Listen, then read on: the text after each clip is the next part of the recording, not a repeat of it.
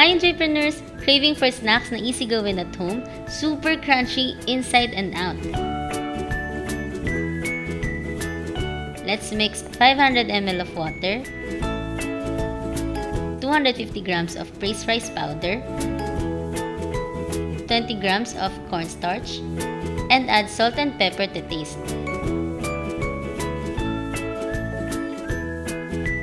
Mix them until fully combined.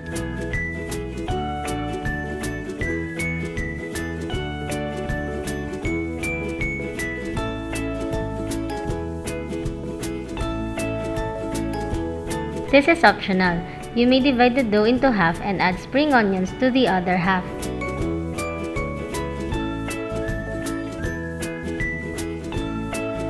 On a flat surface, sprinkle some flour and get a small portion of the dough.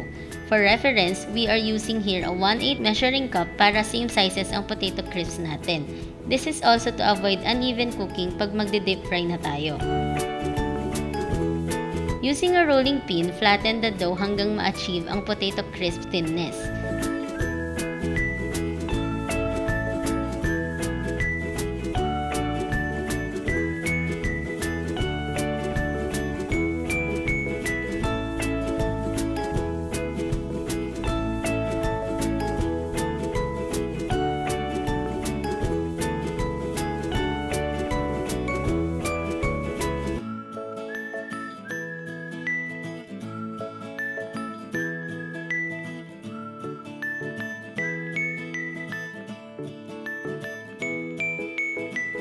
We are now ready to fry.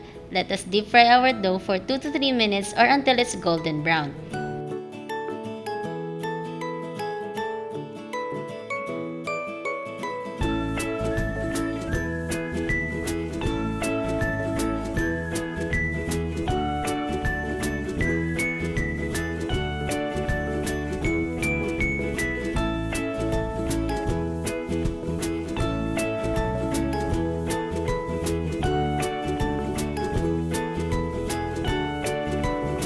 Para mas lalong luminamnam ang ating potato crisp, pwede din nating lagyan ng flavored seasoning.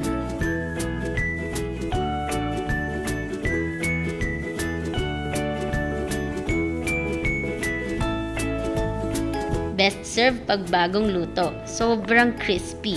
Ang sarap nito guys, try nyo na!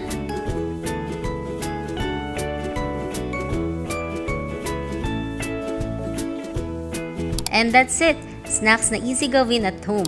Pwede din gawing negosyo for food stalls. Thanks for watching! Bye!